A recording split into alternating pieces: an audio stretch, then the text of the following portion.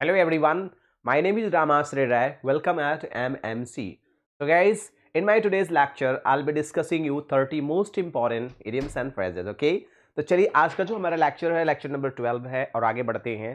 तो आज का जो हमारा इडियम्स है वो है ना, स्टील अ मार्च अपॉन। तो इसका मतलब क्या होगा? स्टील अ मार्च अपॉन का मतलब जो होगा, लिटरल मीनिंग होगी वो होगा, क्या होगा? प्रिवेंट। प्रिवेंट मतलब होता है रोकना, ब्लॉक, थावर्ट, एब्स्ट्रक्ट और हिंडर, ये इतने मीनिंग होते हैं। स्टील अ मार्च अपान का आशय होता है ना, हिंडर करना, रोकना, ऑब्स्ट्रक्ट करना। ठीक है, अब आप देख सकते हैं बहुत सारे, ढेर सारे तो स्टील अ मार्च अपान के सिनोनिम्स भी हैं, क्योंकि एग्जाम में सिनोनिम्स के रूप में भी आपके आ सकता है। जैसे आउट विट होता है ना, आउट स्मार्ट होता है, ट्रिक होता है, गेट द बेटर ऑफ होता है, पुल अ फास्ट वन, है ना, बहुत सारे मीनिंग होते हैं। ठीक है, चलिए नेक्स्ट होता है, आपने पढ़ा होगा कि आज के डेट में बड़ा कट थ्रोट कंपटीशन है।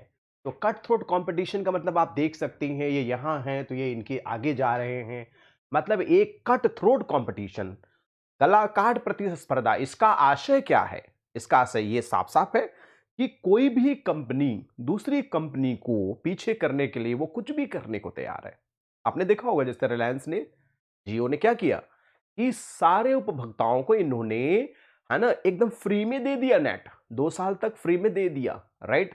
बाकी की सारी कंपनियों की हालत एकदम खराब हो गए। ठीक है, तो आप देख सकते हैं कट थ्रोट कंपटीशन, आप देख सकते हैं कि cut throat competition that the people or companies involve all want success and do not care if they harm each other in getting it.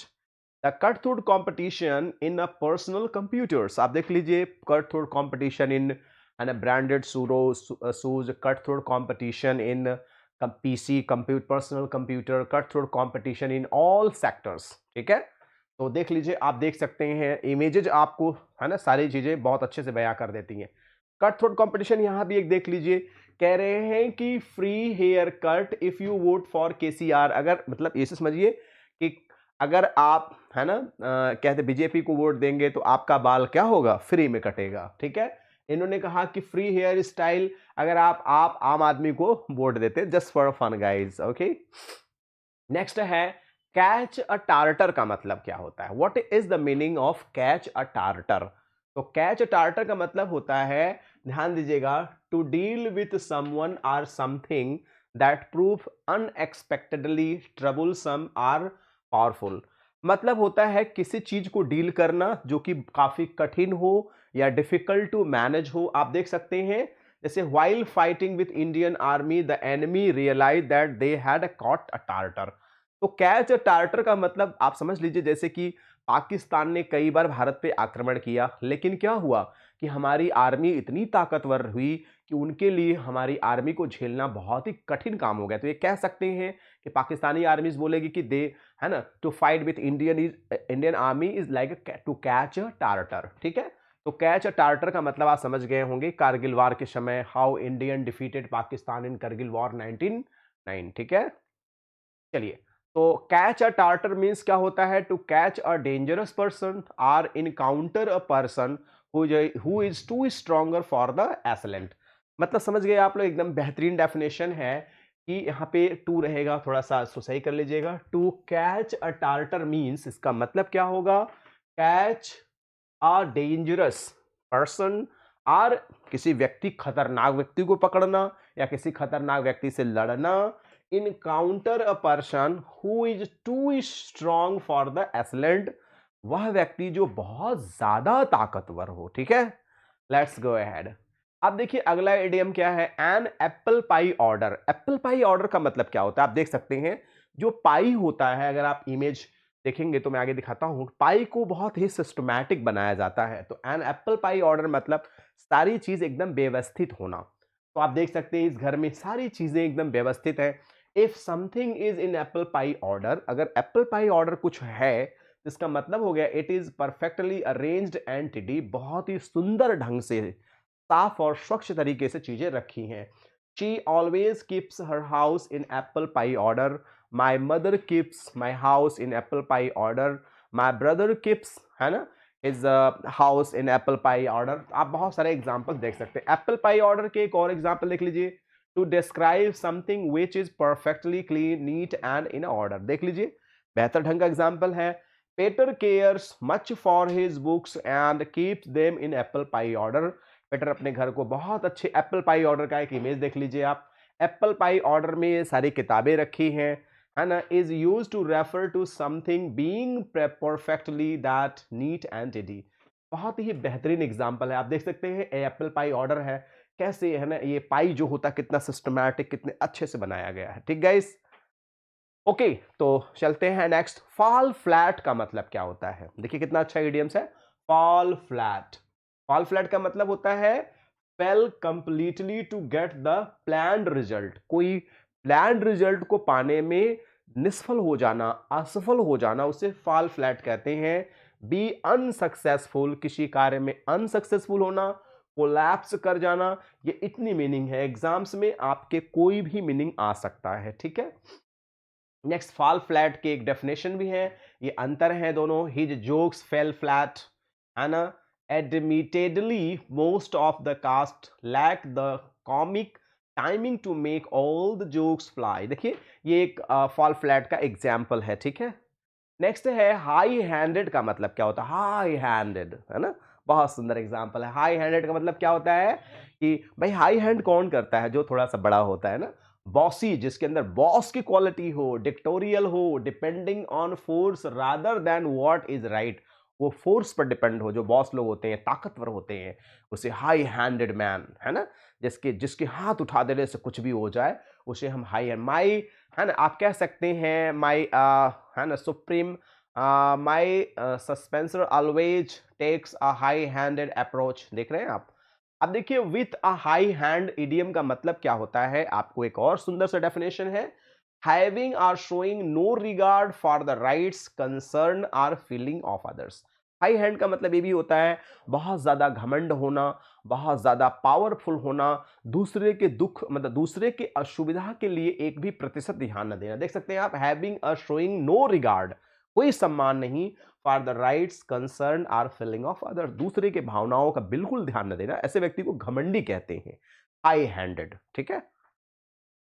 Next है डबल डच का मतलब क्या होता है? डबल डच का मतलब क्या होता है? पीपल, है ना, people can talk the same language at because they talk in a very complex way, we never understand them and we are left wondering what language are they speaking.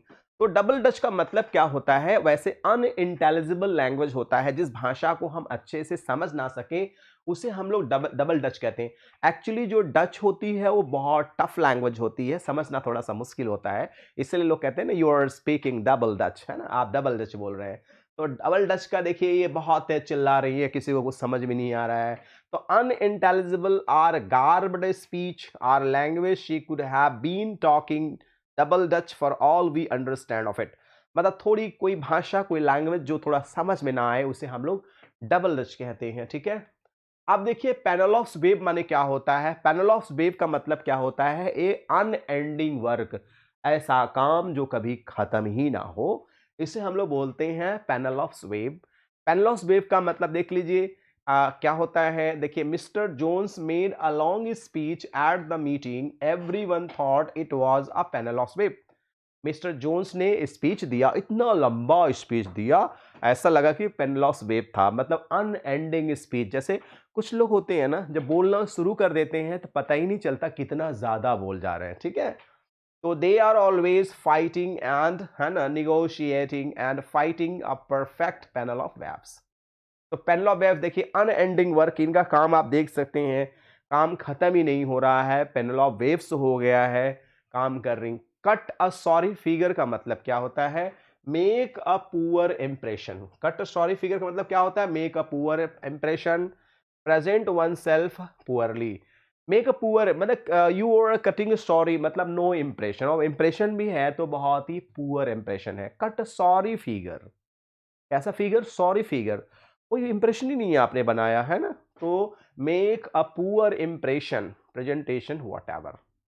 He cuts a sorry figure in his मैडन speech. मैडन speech का मतलब क्या होता है बच्चे?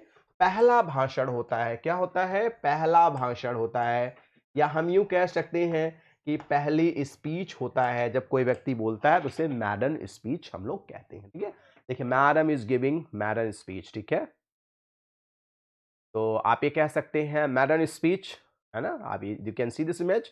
Burn the mid night oil. Burn the mid night oil का मतलब क्या है कि अगर कोई व्यक्ति रात तक ऑयल उसके घर में चल रहा है तो ऐसा माना जाता था कोई बच्चा बहुत रात तक पढ़ रहा है, बहुत ज़्यादा पढ़ने वाला लड़का है। ये बहुत पहले की बात है, जब इलेक्ट्रिसिटी नहीं होती थी तो लोग दिया लालटेन से पढ़ा करते थे, और रात को जब लाइट जलती रहती थी 12 1 2 बजे रात, तो लोगों को लगता था उनके घर में कोई पढ़ रहा है। तो बर्न मिडनाइट ऑयल का मतलब होता है, देखिए, to work late in the night, रात तक काम करना। इसका मतलब पढ़ाई करना, लिखाई करना, कुछ ऑफिशियल वर्क करना। आई हैव गॉट, है ना, I have got to get this report finished by tomorrow, so I guess I will be burning the midnight oil tomorrow night। इसका मतलब कि मुझे अपना रिपोर्ट फिनिश करना है, इसलिए I will burn the midnight oil। ठीक है, नेक्स्ट वन।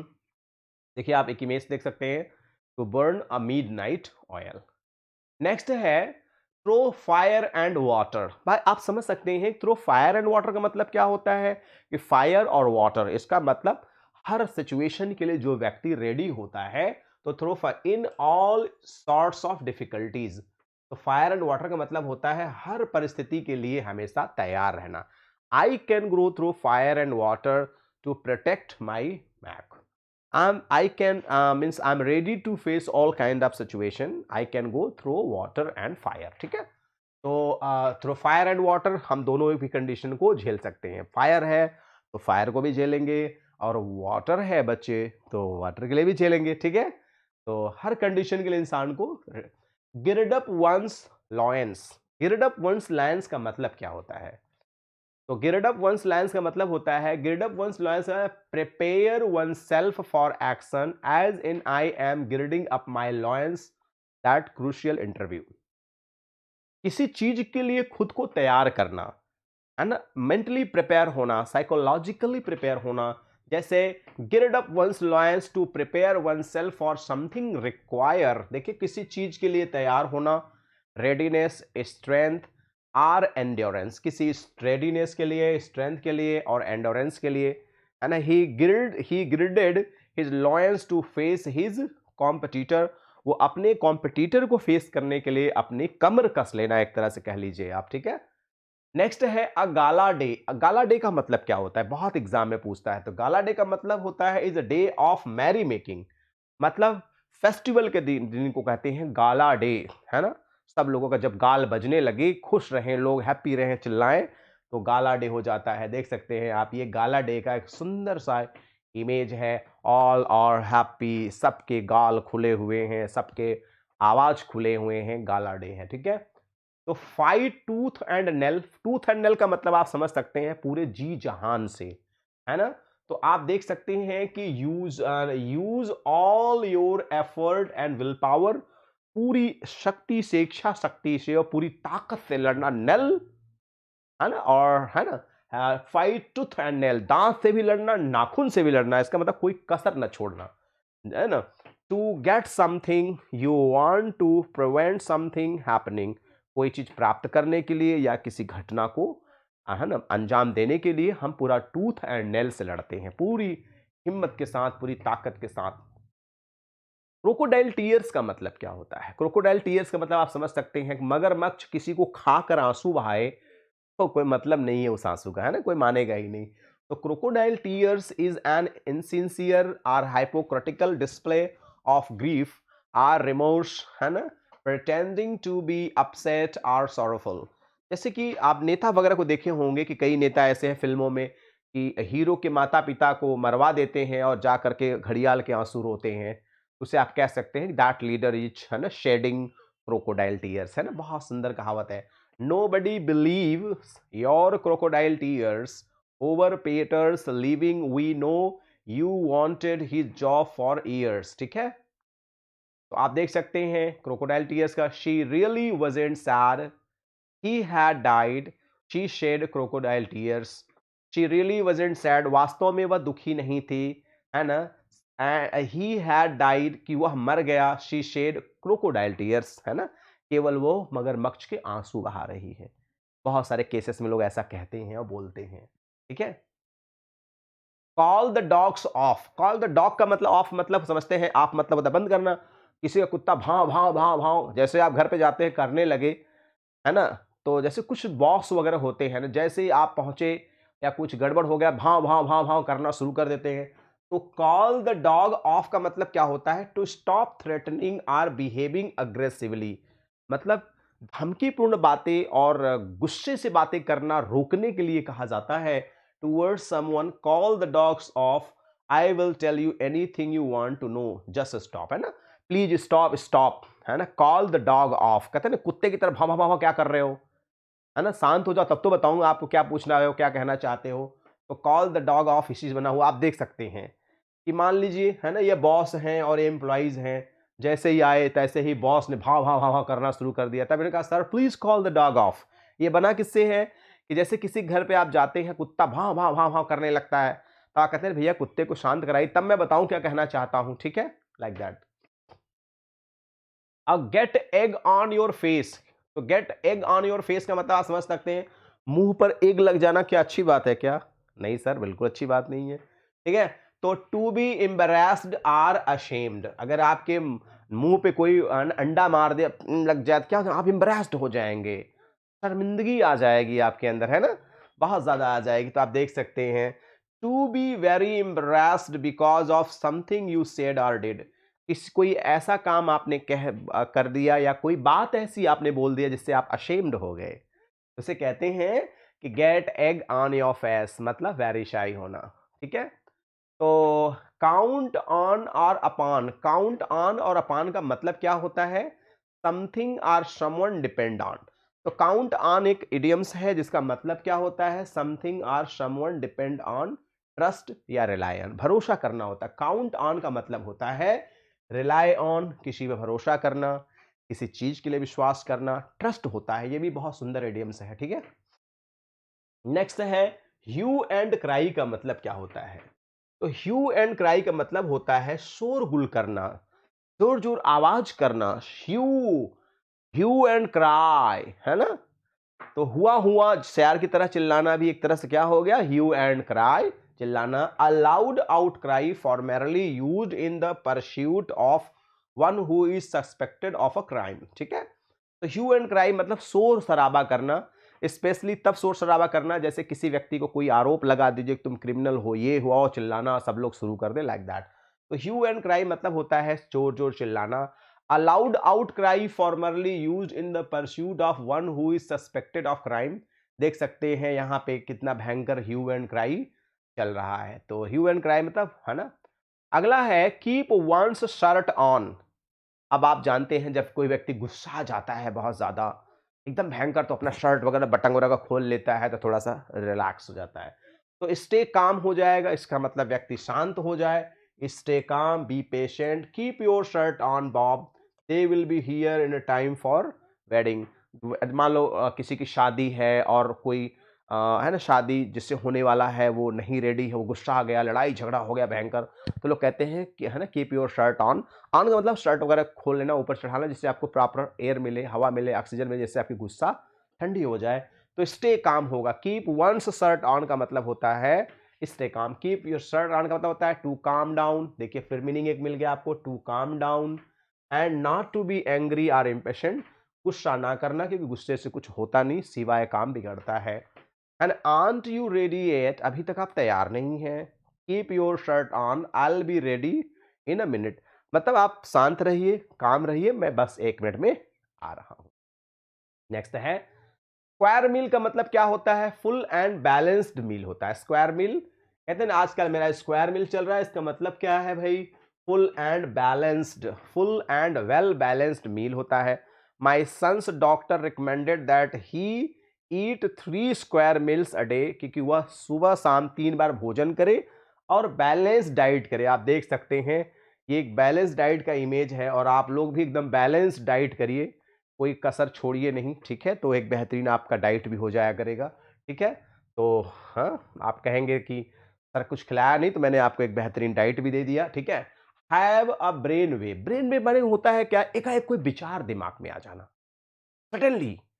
जैसे आप बहुत परेशान हैं, क्या करूं क्या ना करूं, देखिए परेशान है, तब इनके दिमाग में आया, अरे दादी अम्मा मेरी बहुत अच्छी है ना कुक थी और उनसे मैंने बहुत कुछ सीखा है, मैं एक रेस्टोरेंट खोल दूं, लाइक दैट। तो देखिए लिखा है a sudden and suddenly have a great idea, एकाएक कोई दिमाग में विचार आ जाना। तो Fred had a brain wave, he could use his grandmother secret recipe to start a restaurant. इनको कुछ नहीं समझ में आ रहा था, क्या करूं क्या ना करूं।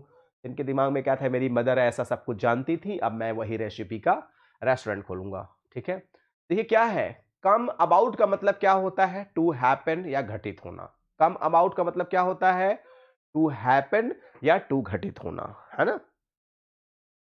अगला है ins and outs. Ins and outs का मतलब आप जानते हैं, अंदर सब बाहर की सारी बातें। I know your ins and outs, मैं आपके सब कुछ इन्स एंड आउट जानता हूं। मतलब इन्स एंड आउट्स का मतलब होता है full detail. I want to know all the ins and outs of my 15 lakh and how and when they will give it to me, है ना।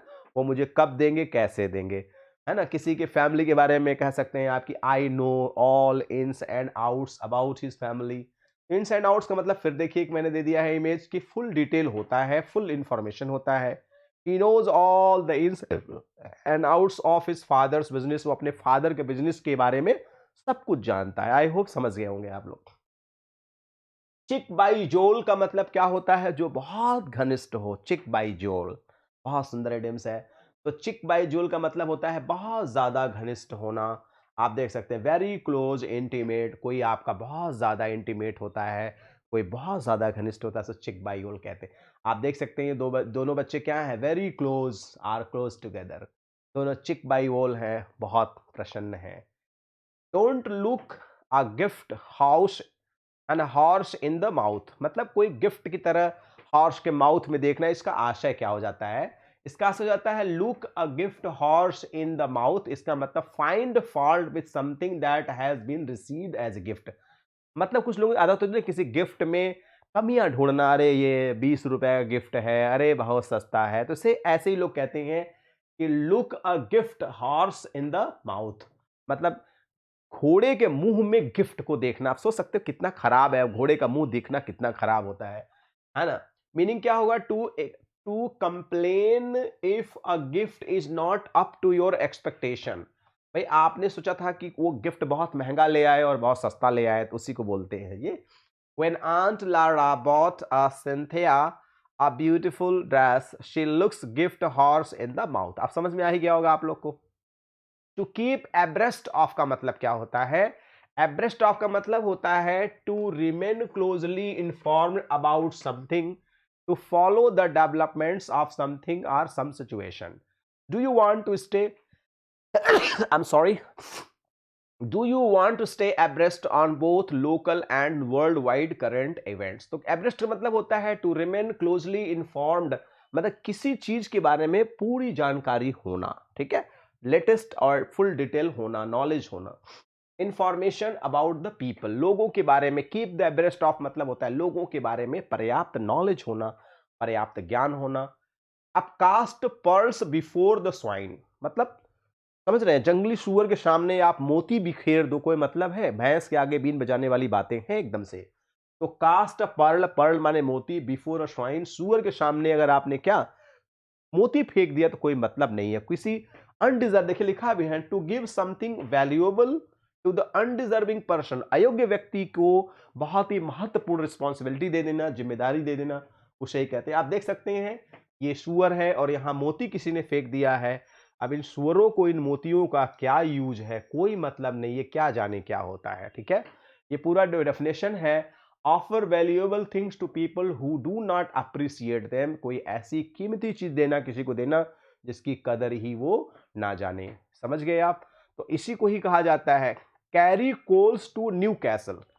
न्यू कैसल क्या है, न्यू कैसल एक ऐसा प्लेस है जहां पे कोल बहुत ज्यादा पाई जाती है, वहां कोल ले जाने का कोई मतलब। न्यू कैसल एक प्लेस है जहां पे बहुत ज्यादा कोयला पाया जाता है, अब वहां ले जाना मतलब फालतू का काम करना। तो लिख सकते हैं carry a take coals to a Newcastle, you are doing something that is totally unnecessary. You are taking or giving something to someone which is and which he does not really need. Perhaps he already has a lot of it. To carry a coals to a new castle मतलब कोई ऐसा काम करना जिसकी आवश्यकता नहीं है. ये देखिए, carry coals to a new, है ना, new state to take something to a place where there is plenty of available.